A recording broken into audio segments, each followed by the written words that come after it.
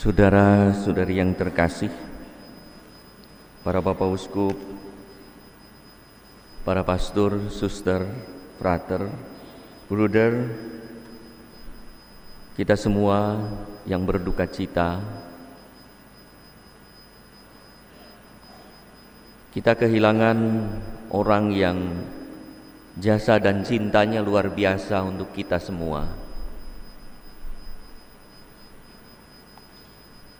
Semua renungan sejak Bapak Kardinal memimpin misa di Jakarta, khotbah Monsinyur Roni hari Sabtu, Monsinyur Datus hari Minggu, dan kemarin Monsinyur Domi, beserta dengan sambutan-sambutan para tokoh umat, masyarakat, dan pimpinan pemerintah maupun pusat maupun daerah, mengungkapkan siapakah Monsinyur Petrus Turang, Uskup Agung Emeritus Keuskupan Agung Kupang.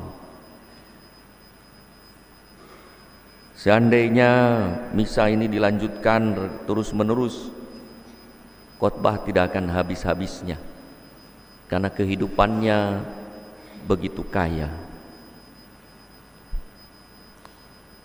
Yang membuat kita bersuka cita, bersyukur kepada Tuhan karena boleh berkenalan, mengalami perjumpaan, mengalami sentuhan pelayanan Monsinyur Petrus Turang, tapi sekaligus juga menyiratkan duka yang dalam, hingga mungkin air mata kita tidak keluar lagi karena duka telah berhari-hari, hingga alam meneteskan air matanya pagi hari ini. Bukan hanya air mata, tapi derayan tangis mengungkapkan duka hati kita yang dalam mengiringi perjalanan hidup Monsinyur Petrus Turang. Beliau adalah seorang yang hidupnya keras. Keras bukan kepada orang lain, pertama-tama keras kepada diri sendiri, hingga ia pun tampak keras kepala dan keras hati, menuntut orang lain untuk keras di dalam hidupnya sendiri. Maka dalam pesannya kepada saya dengar, kepada para imam saat tabisan 19 imam, hendak para imam, gembala, jangan mencari diri sendiri, tetapi menghidupi identitas imamatnya, menyadari rahmat Allah yang begitu besar dalam dirinya dan hidup. Dan itulah Monsinyur Petrus Turang tidak pernah mencari dirinya sendiri. Mau disebut galak, mau disebut keras, mau disebut otoriter, tidak apa-apa. Yang penting ia mengabdi, ia setia kepada Allah dan mengabdikan diri secara total kepada umat dan masyarakat yang dipercayakannya. Maka dalam sebuah televisi dituliskan seorang pribadi yang telah mengabdikan diri demi kesejahteraan masyarakat telah tiada. Saudara-saudari yang terkasih, dalam hidup sadar tak sadar kita pernah berkomentar yang menyakitkan, seakan kita inilah yang paling pintar, paling benar, dan paling suci.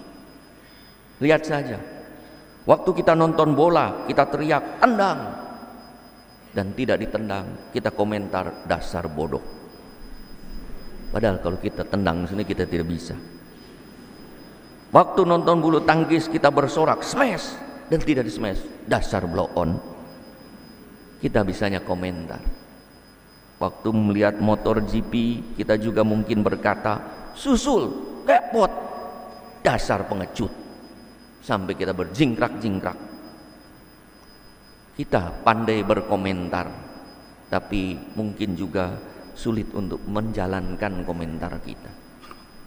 Waktu pejabat negara atau petugas publik membuat kebijakan tertentu, entah untuk mengatasi wabah, bencana, atau ada sesuatu, ada yang berkomentar seakan mereka tak berpikir panjang dan tak menyelamatkan rakyat. Waktu Pastor Buada membuat kebijakan tertentu, orang bisa berkomentar, dasar anak kemarin sudah kasih begini begitu. Demikian juga waktu pimpinan ordo provinsial membuat gebrakan, orang berkomentar, pencitraan diri. Waktu Uskup Agung Turang bersabda dan memberi perintah, apalagi menunjukkan jari, kita berkomentar apa? Mungkin juga tak berani komentar, takut disemprot lebih kencang. Walau demikian, para pejabat publik, para pelayan umat yang kita komentari masih melayani dengan sabar, dengan penuh kasih, bahkan sampai wafat. Saudara-saudara yang terkasih, dalam bacaan pertama Musa berhadapan dengan umatnya yang semau jidat dan seenak perut, maunya sendiri, punya pikiran dan jalannya sendiri, seakan-akan lebih bijaksana dari Musa dan lebih berkuasa dari Allah, hingga mereka menghujat Musa dan melecehkan Tuhan yang meminta Musa memimpin bangsanya. Seakan Musa hanya berpikiran sempit dan Allah itu tak punya rencana matang, hingga mereka berkata, "Mengapa kamu memimpin kami keluar dari Mesir, supaya kami mati di padang ini?" Dengan melawan orang yang diutus Allah, mereka melecehkan Allah sendiri. Mereka pun mengalami malapetaka karena melawan Allah dalam diri utusannya. Walau demikian, Musa tetap sabar dan Allah tetap mengasihi umatnya, hingga mereka pun diselamatkan dari bahaya maut karena dipagut ular tedung. Bahaya itulah yang kiranya ingin dihindarkan oleh Bapak Uskup Agung Petrus Turang selama mengembalakan. Ia tidak mau umat semaunya, kita bertindak seenak perut, memberontak, maka dia arahkan dengan caranya yang keras dan tegas, tetapi sesungguhnya penuh belas kasih yang luar biasa.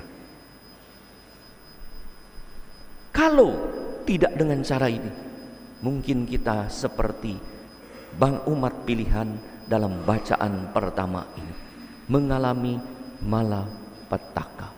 Justru dengan otoritasnya sebagai uskup, ia memberikan petunjuk. Yang salah ia sebut salah, yang benar ia benarkan. Itulah juga situasi yang dialami oleh Yesus. Ia berhadapan dengan orang yang menghujat. Mereka berkomentar dan bertanya, tetapi tidak mau mendengarkan dan tidak mau mengerti apa yang Yesus sampaikan, apalagi percaya pada Yesus. Hingga Yesus agaknya mengalami dengan mereka tidak berdaya, kewalahan, tidak punya cara lagi untuk berpikir lagi, terserah mereka. Sekalipun demikian, Yesus tetap mengajar, bersyukur kepada Allah bahwa banyak orang percaya kepadanya karena ia selalu berbuat apa yang berkenan pada Allah, dan ia tidak pernah berhenti berkeliling dan berbuat baik. Dan itulah yang dilakukan oleh Bapak Uskup Petrus Turang, berkeliling berbuat baik apapun komentarnya, karena ia tidak mencari dirinya sendiri, ia sudah selesai dengan dirinya sendiri. Maka berbahaya bagi para pemimpin, umat dan masyarakat yang belum selesai dengan dirinya sendiri, akan mencari diri sendiri, mengorbankan mereka yang dipercayakan kepadanya. Bapak Uskup Petrus Turang telah menunjukkan bagaimana menjadi seorang gembala yang harus sudah selesai dengan diri sendiri, mengabdikan total, berkeliling, berbuat baik apapun komentar orang, positif atau negatif. Ada yang positif disyukuri, kembali syukur itu pada Allah. Ada yang negatif direnungkan. Saudara-saudari yang terkasih, saat menyaksikan ada orang yang mudah menghujat pejabat resmi atau gembala, bahkan usul sana sini walau tak punya otoritas dan kapasitas resmi, kita diingatkan oleh Tuhan hari ini untuk tidak sok pintar bagaikan orang buta yang mau menuntun orang buta, sok benar bagaikan orang yang mau mengeluarkan selumbar pada mata saudaranya padahal ada balok di matanya, atau sok suci bagi orang yang mau melempari wanita yang berdosa seakan dirinya tidak berdosa. Mari kita menghormati dan memberi kesempatan kepada mereka yang mempunyai otoritas dan kapasitas resmi dalam hidup kita. Pimpinan rumah, pimpinan ordo, pimpinan gereja, pimpinan keuskupan, pimpinan yang berjuang untuk kesejahteraan umat, atau pimpinan masyarakat dalam mengikuti panggilan Tuhan. Bapak Uskup Agung adalah sosok pribadi yang menghormati otoritas. Sekalipun ia menyadari otoritasnya, ia keras karena visi dan misinya jelas, harus menghadirkan belas kasih Allah. Di balik kekerasan dan kekasarannya, kadang tampak keganasannya, ada kelembutan dan belas kasih yang luar biasa, yang berkata, "Hai wanita, di mana mereka yang mau menghukum engkau? Tidak ada. Aku pun tidak menghukum engkau. Pergilah dan jangan berbuat dosa lagi." Berapa banyak orang yang dimarahi dan mungkin mengalami sakit hati, tetapi kini bersyukur karena pernah ditegur. Tetapi berapa banyak orang yang mendapat pengalaman belas kasih, dibantu, diampuni, diteguhkan, dijadikan orang. Bahkan Monsinyur Datus juga mengalami dalam khotbahnya hari Minggu, beliau mengatakan beliau menjadi seperti sekarang ini karena Monsinyur Petrus Turang. Bayangkan saja, sampai Menteri Agama dan Presiden RI pun datang melayat. Di depan pun kita menyaksikan Kapolri, karangan bunga, Menteri Agama, Gubernur-Gubernur, Wali Kota, pejabat lain, Presiden Prabowo ada di sana. Mereka datang, baik secara fisik maupun secara rohani melayatnya, karena berita tentang karyanya yang baik. Beritanya sampai ke istana. Seperti berita Yesus yang berkeliling berbuat baik sampai juga ke istana, hingga terdengar di istana dan datang. Hidupnya adalah apa yang diungkapkan dalam motonya, per transit benefacendo. Ia berkeliling sambil terus berbuat baik. Monsinyur Petrus Turang adalah orang pribadi yang tahu menghargai diri sendiri, bahwa dirinya punya otoritas, dan otoritas itu harus dijalankan dengan resiko apapun, karena otoritas mengandung tugas dan tanggung jawab yang dipercayakan oleh Tuhan. Seandainya tidak dijalankan, bukan hanya mengkhianati umat, mengkhianati Allah yang mempercayainya. Maka ia setia menjalankan otoritas itu. Maka ia yang menghargai otoritas dalam dirinya sebagai imam, sebagai uskup, ia pun menghargai otoritas orang lain yang mempunyai iman. Seringkali Bapak Uskup Turang berdebat, berbeda pendapat, bukan hanya dengan umat, dengan saudara-saudari yang mengalami, tapi juga dengan imam dan para uskup. Betul. Tapi ketika ia berkata, ini sudah diputuskan Bapak Uskup oleh otoritas resmi, ya sudah, kalau otoritas sudah mengatakan demikian, ikut saja. Selalu begitu. Saya ingat tahun 2015 juga berkaitan dengan salah satu imamnya, saya berbicara tentang, dia bilang, baik, saya ikut kalau kalian sudah memutuskannya demikian. Otoritas. Ia menghargai orang yang punya otoritas.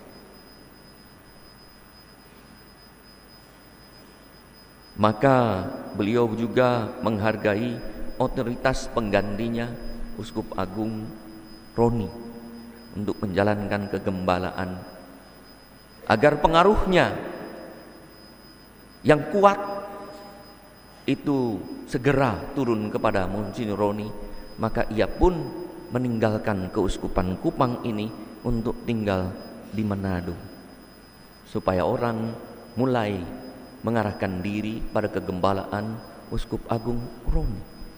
Bukan tanpa pengorbanan, pasti ada pergulatan hidup. Tapi itulah yang ia buat, ia harus menghargai otoritas yang Tuhan percayakan. Jangan sampai ketika ia ada di sini, yang dicari masih Uskup Agung Turang, maka ia pergi. Dan hari ini beliau kembali secara spiritual untuk menemani kita. Hari Jumat minggu terakhir bulan Maret, saya berkunjung karena hari Kamisnya Bapak Kardinal Ignatius telepon saya. Beliau berkunjung, Bapak Uskup Turang sudah omong banyak, sudah berbicara dan sudah meminta makan. Maka saya terdorong paginya Jumat saya datang ke rumah sakit. Saya berkunjung, ia seorang diri sedang tidur. Saya tidak mau mengganggu, saya masuk ke ruang ICU. Saya duduk di sampingnya, berdoa kurang lebih 20 menit. Baru ia mulai berteriak kesakitan, rupanya menahan sakit. Saat itulah saya bangun, saya sentuh Bapak Uskup. Lalu Bapak Uskup membuka mata, dia tersenyum, tapi tidur lagi. Akhirnya saya biarkan tidur, karena saya dengar berhari-hari tidak bisa tidur. Lalu dua keponakannya hadir tidak lama, saya lupa Paula dan Nancy ya. Ada dua pokoknya. Lalu berkata bahwa Bapak Uskup baru saja menjalani operasi, dikeluarkan cairan sehingga mengantuk. Saya berkata kepada dua keponakannya, mari kita doakan, mumpung ngantuk. Kalau tidak ngantuk mungkin tidak mau didoakan oleh saya. Lalu kita doakan jika mujizat terjadi, Tuhan menyentuh dan menyembuhkan. Tapi jika lo tidak, Tuhan berilah belas kasih. Saya berkati, dan saya juga berkati keningnya. Kalau sadar mungkin tidak mau, saya berkati. Tapi mungkin tersenyum juga. Lalu pulang pamit, masih buka mata ya, dan masih tersenyum, lalu tertidur lagi. Dan itulah perjumpaan terakhir saya dengar malam harinya drop, anfal sampai meninggalnya. Saudara-saudari yang terkasih, jika kita percaya kepada otoritas, maka gereja, masyarakat akan teratur. Mari kita dukung, mari kita bergotong royong mengikuti arahan mereka yang mempunyai otoritas dan kapasitas resmi dalam panggilan hidup kita. Monsinyur Turang telah memberi contoh yang luar biasa. Belas kasih, kemurahan hati yang sangat menonjol. Banyak orang diberi, baik secara material maupun secara spiritual. Diberi nasihat, diberi barang, diberi uang, diberi pelayanan, bahkan sampai ke daerah-daerah. Perhatiannya luar biasa, tapi otoritasnya sangat kuat. Kita doakan dan Bapak Uskup Turang ke tempat istirahat yang aman dan nyaman, berbahagia bersama Tuhan. Monsinyur Turang, terima kasih atas jasa dan cinta luar biasa untuk gereja dan bangsa, untuk umat dan masyarakat. Maafkan kami jika sewaktu hidup tak mampu menangkap apa yang menjadi visi dan misi, keprihatinan dan harapan Bapak Uskup, yang mudah-mudahan Engkau di surga mendoakan kami dan mendorong kami untuk sungguh menjadi pribadi yang terus berkeliling berbuat baik, apapun resikonya. Selamat jalan, doakanlah kami.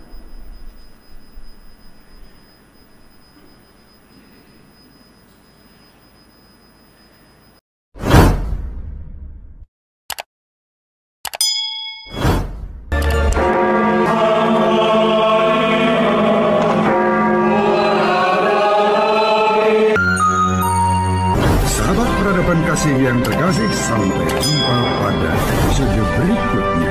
Terima kasih atas kebersamaan kita. Salam peradaban kasih dari Lubis. Berkah dalam.